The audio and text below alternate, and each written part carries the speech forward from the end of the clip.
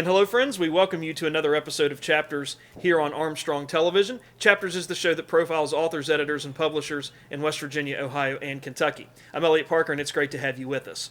We are pleased to have reporter and author Bob Withers with us today to talk to us about his latest railroad book, and we'll talk to him about that and his experiences with trains and his interest in trains and how that all ties together into his new book. And Bob Withers joins us. He's a retired reporter and copy editor for the Herald Dispatch in Huntington, West Virginia, where he worked for 38 years. He's also a bivocational Baptist pastor. He and his wife Sue Ann have 3 daughters and 3 grandchildren, and he's the author of 2 previous books, The President Travels by Train, which was published by TLC Publishing both in 1996 and 2004, and Trackside Around West Virginia, 1963 to 1968, which was published by Morning Sun Books and also reissued in 2006. And he's also the author of several magazine articles on railroading. So we're talking about trains and all things trains today with Bob Withers. So Bob, welcome to the program. Good to have you with us. Thank you, sir. Good to be here.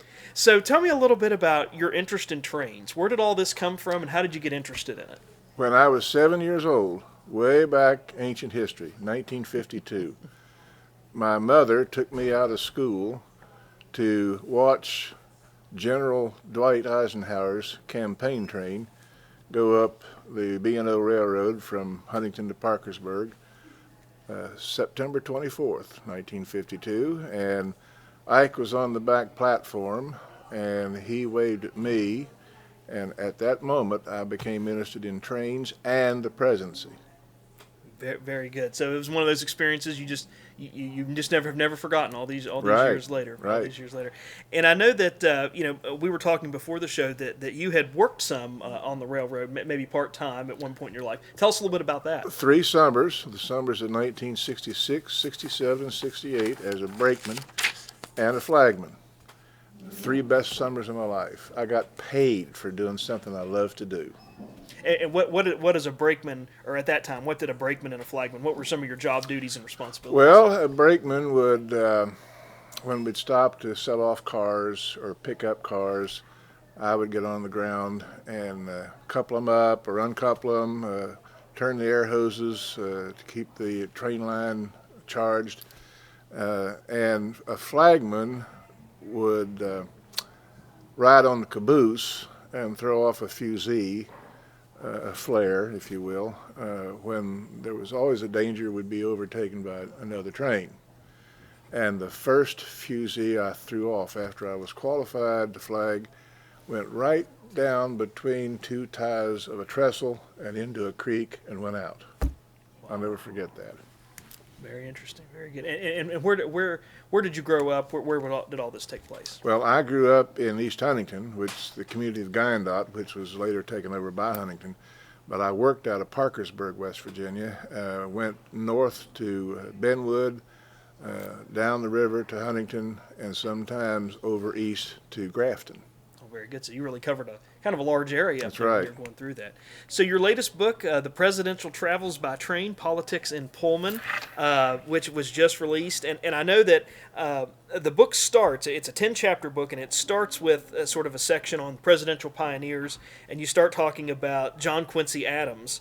Tell us a little bit about him and sort of what he did in terms of train travel back in 1830 when he was president. Well, actually, he didn't ride a train till after he was president. He came back to Washington to serve in Congress, and he had several means of travel, but the last leg of it was actually what might be the very first piggyback operation, because his horse and buggy were put on a flat car and went on into Washington from Baltimore, near Baltimore, and that's how he got back to Washington. And he served, I think, 18 years in the House before he died. And I know that one of the interesting things about this book and other books that you've done is you give us a really good sense of what train travel was like. So early days of train travel, maybe in the Quincy Adams years and maybe through the Lincoln years, what was train travel like? What was that experience like for both the presidents and the people who wrote it, but others who would have experienced train travel? What was that experience like? Well, I don't go back quite that far, but sleeping cars came along about mid 1800s. not like they were, of course, when I started traveling. Matter of fact, the first time I ever traveled in a sleeping car was on a trip I made around the B&O Railroad. I call it a circle trip because I wanted to cover all the areas of the B&O that I hadn't covered before they take all the trains off. But I had to take the Gulfmobile in Ohio from Chicago to St. Louis because B&O didn't run that way. And that night I splurged. I got a lower berth in the car Culver White. I'll never forget that name. And I was so sleepy, I went to sleep before the train ever left the station and woke up just before we got to St. Louis. Wow. And ever after that, I have loved sleeping car travel. Matter of fact, my wife won't go with me anywhere on a train unless we get a sleeper. Very good. Interesting. That's really interesting. I know also that one of the things we see in your book as we get through it is, you have sort of I don't want to call it an epilogue, maybe a postscript, though, about your involvement with presidential trains, including riding with Presidents George H.W. Bush and Bill Clinton. Mm-hmm. So tell us a little bit about that experience and what were you doing there and how did you get involved in that? Well, I got involved in that because of my employment at the Herald Dispatch. I didn't meet either president on that trip, but I was so thankful that the minute the train took off from Columbus, Ohio, Bush's train I'm talking about, I said to myself, now I have ridden a presidential train. And it was nice. It really was nice. We stopped somewhere, Bowling Green, Ohio, I think, and some people were selling pizzas, and I was hungry. It was raining. They weren't selling the pizzas, so I bought one, got back on the coach, started eating my pizza, and here comes a couple of Secret Service agents, and they said, do you mind if we share your pizza? I said, no, go right ahead. So they ate several pieces of pizza on the seat across the aisle from me, and then went to sleep. I kind of wondered about that. But I was going to say, yeah, what's running through your mind when you think these people are supposed to be alert and on top of things, and they've had pizza and are now asleep? Now, the Clinton train in 1996, of course, I didn't meet him either, but he did sign the original copy of my book, and they mailed it back to me several weeks later. Went all the way to Michigan City, Indiana. I had people who had called me from the White House Communications Agency several weeks before, can you sell us a book? And the order kept increasing. Sell us 2 books, 5 books, 10 books. And when the train came in to Huntington, I parked at the CNO station, and the White House agency guy, communications agency, says they were going to take it up to a turnaround, a Y track at DK Cabin. So I went up there, my wife and I, and actually waved the train down to stop it right across from us. I was scared death was going to get shot, but I didn't. And I got on that communications car and sold 48 books to personnel in the White House Communications Agency. Wow. Heady stuff. Yeah. And when the train actually began the trip from Huntington, we had gone out to the airport to get with the buses bringing us in so we wouldn't have to go through a mag again. And everybody was interviewing me about the book, newspapers, TV stations. And when I got to the station, I walked back to the private car to ask if I could go back and take a picture of the chase train. And the Secret Service agent said, "Are you Bob Withers?" I thought, oh my gosh, what have I done? Or what's going to be done to me? And his name was Scott Allswang, and he said, my picture is on page 308 in your book. He had ridden with Ronald Reagan up through western Ohio in 1984, I think. And we became good friends. I mean, for several years after that, we exchanged Christmas cards and such. I went back to the chase train, took a picture of it, and I was invited to get on the chase train and eat lunch with Secret Service agents, railroad personnel, for free. And then when Clinton came in, why, I went back and stood beside the private car. I didn't get to meet him, but the funniest thing happened. Billy Ray Cyrus and his father were on the train. He was supposed to sing the national anthem at the stop in Ashland, Kentucky. So the train is going down the track at track speed, about 40 miles an hour. Clinton comes out of the rear private car and tries to get into the next private car. He jiggles the gate and nothing happens. So he tries to climb over the gate.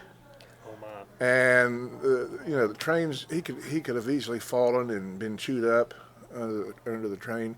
And Billy Ray Cyrus was standing over there watching all this. And he said the Secret Service grabbed an arm and a leg, other arm, to keep him from falling. And President Clinton looked up at him and winked at him. He said, he's cool. He knew he was freaking them guys out. And knowing what we know now as time has gone by about President Clinton, just kind of his personality, you could very easily see him doing something like that. And I want to ask you too, something else that we also see in your book. You write about George W. Bush, his travels through the Northeast and California in 2000. Mm-hmm. John Kerry's 5-state journey through the Plain States and the Southwest, and some updates a little bit on train travel by Barack Obama. What is it about train travel that you think, based on your research and having been with President Clinton in '96 on his train travel, that makes that appealing for them? Is it an opportunity to see different parts of the country that they normally wouldn't see, or what do you think is appealing to them? It's an opportunity for them to get down close and personal to the people. You don't do that riding Air Force One at 35,000 feet. For instance, an example, Harry Truman was campaigning somewhere out west, and it was night, and he was a little hoarse. And a lady asked him, says, President Truman, are you catching a cold? He says, yeah, that's what usually happens to me because I stand out here in the wind and keep my mouth open all the time. That's a great quote, and very true to Harry Truman's personality, too, as we know a lot about him. And I understand that this book took you 6 years to complete. Is that correct? Right. So when you take on a project like this, where do you start? How do you get started with something like this? Do you just go back to a moment in time and kind of work your way forward, or how do you put a book like this together? The main thing that helped me, I found out about interlibrary loan from the libraries. And I could get a hold of books or buy books that would give me information I needed. Several books were written about Franklin Roosevelt. I had a lot of help from Ken Heckler, who at that time was a 3rd District congressman in this state. He loaned me a bunch of books. Gosh, I'll never forget. He came back after his books one time, and he was loaded. He had a parka, hood over his head. He was loaded down with 2 armloads of books, and we had this glass storm door, and he walked right into it. Bumped his nose, dropped all the books.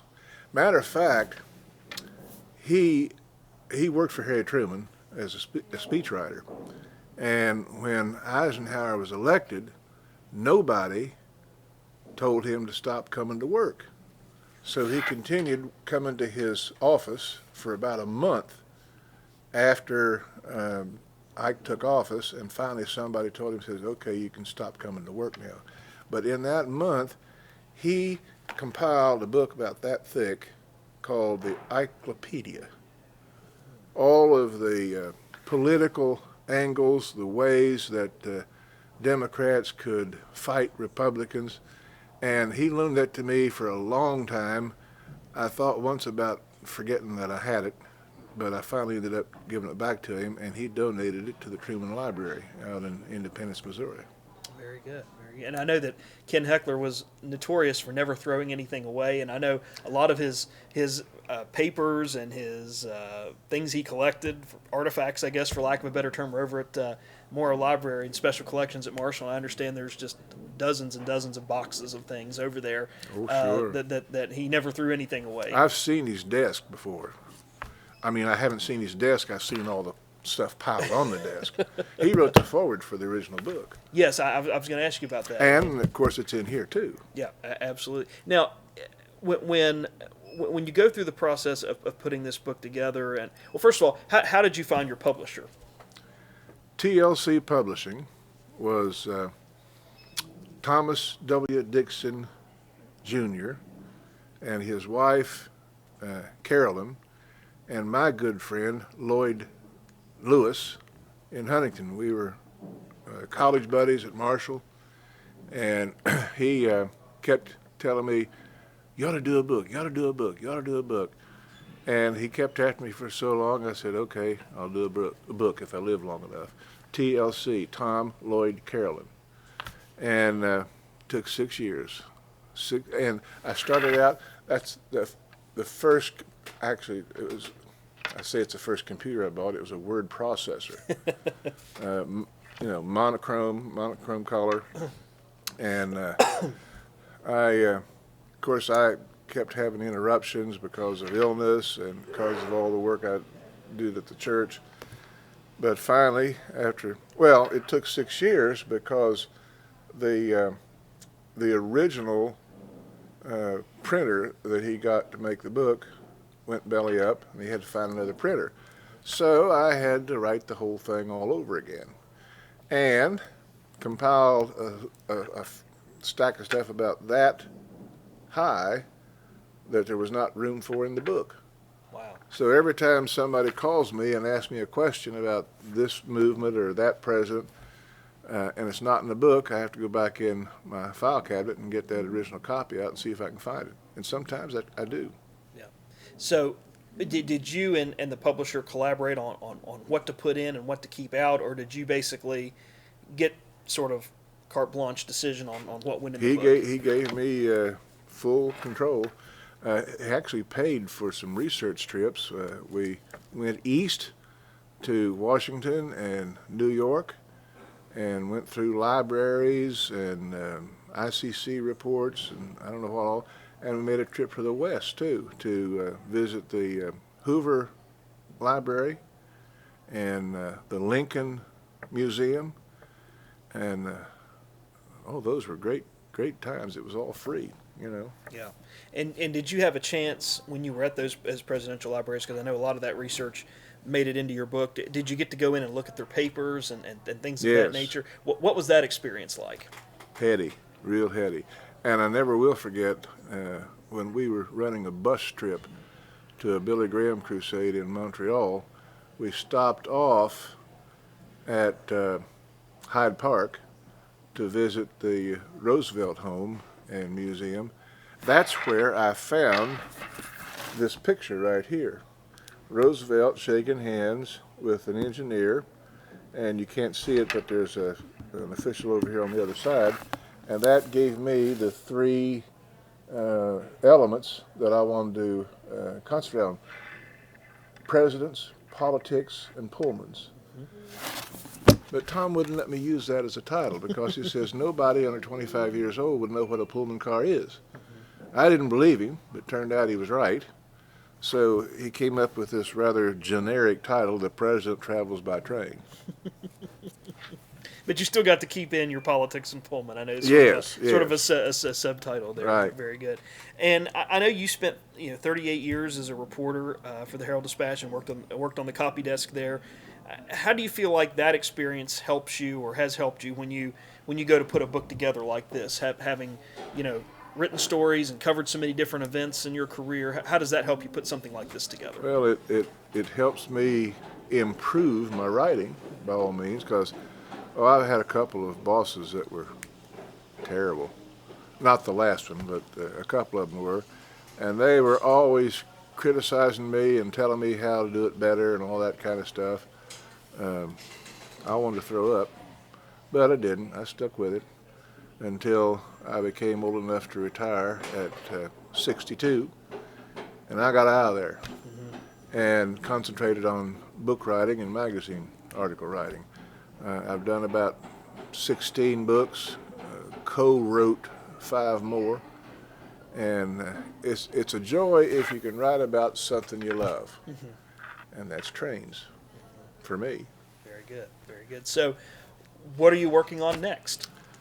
I have 2 books that have already been written, but they haven't been published yet. This is for Morning Sun Books. It's B&O Power, Volumes 2 and 3. Now, Volume 1 has come out, covering steam engines primarily, and the earliest diesels, and the other 2 are going to cover the latest diesels. Very good. And I hope how soon they come out. I think Volume 2 is due out this summer, and I don't know when he's going to do Volume 3. Excellent, very good. So still staying busy, even though Oh, my, they yes. keep coming out. I did want to ask you too about Amtrak. I had an Amtrak question I wanted to ask you. I love watching, reading your books and watching the old PBS programs where they have where they go to different parts of the country and show you you can take the old train trips, like, in the cars that were popular and the trains that were popular in the 50s, like out through the Grand Canyon. And of course we have the Cass train over in Pocahontas County that people can take. But that as a regular form of travel is gone away, because if you're taking a train, let's say from Washington to New York, or even from Huntington or Charleston to Washington, you're riding Amtrak. What are your thoughts? I imagine you probably have ridden Amtrak. Your thoughts on Amtrak, and does our public today, our traveling public today, are they missing something by not getting to travel when there was more privately owned different styles of train Oh, yes, travel? absolutely. But I have a problem with Amtrak right now in Huntington because they got rid of our ticket agent there, and there's only a caretaker. And he opens the station up like 30 minutes before the train arrives and closes it 30 minutes after the train leaves. And the only way you can get a ticket now is online. And there's a lot of people here in Huntington that are old and don't have computers and don't have the least idea how to get a ticket printed off online. And if I were a betting man, and I'm not, but if I were, I would bet that the next tally of number of passengers that get on and off in Huntington will be much lower than it has in the past. And if anybody's listening who can do something about it, give us back our ticket agent.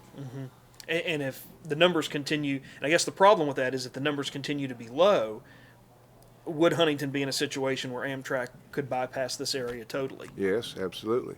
The Cardinal is a New York to Chicago train, but there are 2 other New York to Chicago trains, the Capital Limited and the Lakeshore Limited. And if they wanted to cut one of them, they would probably cut the Cardinal. For one thing, it has the lowest amount of riders, and it's the longest, most roundabout route.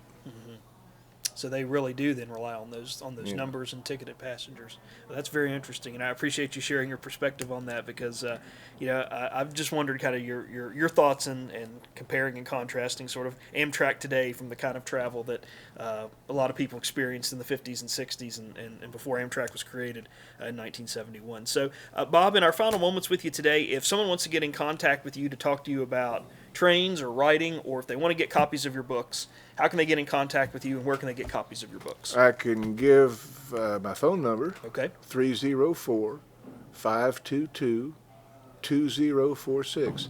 And there's a connection with the church on that, too, because if you punch it in without the area code, you're making the sign of the cross.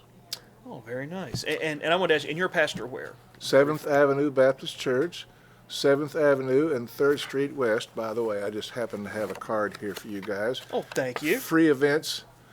Come on down. We'd love to have you. And that goes for the people out who are listening to this broadcast now. Very good. And where else can they get copies of your books in addition to contacting you directly? Right now, I suppose they could order them directly from Echo Point Books and Media, LLC, in Brattleboro, Vermont. Okay, Very good.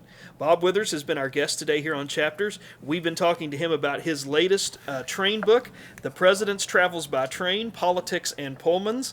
And it's a great pleasure to have Bob with us today, a very accomplished reporter, outstanding career as a newspaper reporter, but now a train enthusiast and someone who is trying to bring the importance of train travel in our minds and talk about why it's important and why it's still important, and more importantly, the famous people that have used train travel as a means of transportation, especially presidents, in this latest book. So, Bob, congratulations on the book. We appreciate having you on, and as you keep writing more books about trains, we'd love to have you back on to talk about them. So, thanks so much. Well, thank you for having me. We also want to take a moment to say thanks to the staff and management of Empire Books and News for providing our on-site support and assistance today. We encourage you to come down to Empire Books and News and talk to them about Bob Withers' latest train book and all of his other publications as well. And also remind you that many of the authors, editors, and publishers featured on the program have their works for sale right here at Empire Books and News. So come on down to Pullman Square and get whatever reading taste satisfied right here at the bookstore. And we appreciate all their support of each and every broadcast here on Chapters. And if you're a social media user, we have a variety of ways that you can stay tuned in and plugged into the program through social media. The first is our email address, and that's right here at the bottom of the screen, lp4@zoominternet.net. We do ask that you please let us know your name and the town or community in which you're writing from so that we can keep track of that correspondence. And if you're a YouTube viewer, we have a Chapters page through the Armstrong One Wire page on YouTube. That address is right here at the bottom of the screen. All you need to do is type that into your search browser on your computer, click the Chapters tab, and we've got all of our author, editor, and publisher interviews archived for you there as well. And also, Chapters is on Facebook. We have a Facebook page for the Chapters program, and that address is also here at the bottom of the screen. On that Facebook page, you'll find our more recent author, editor, and publisher interviews archived there, and you can interact with viewers of the program, share those interviews on your Facebook page, and get all of that distributed and disseminated through the world of Facebook. So if you like Facebook, you like YouTube, you like email, we've made it possible for you to stay in contact with the program through one of those social media platforms. And we appreciate those of you that help share our programs and do interact with us through one of those platforms. And that's going to do it for us this time on Chapters, but please come again next time. And in the meantime, stay tuned to this station for news and views that impact you and your community.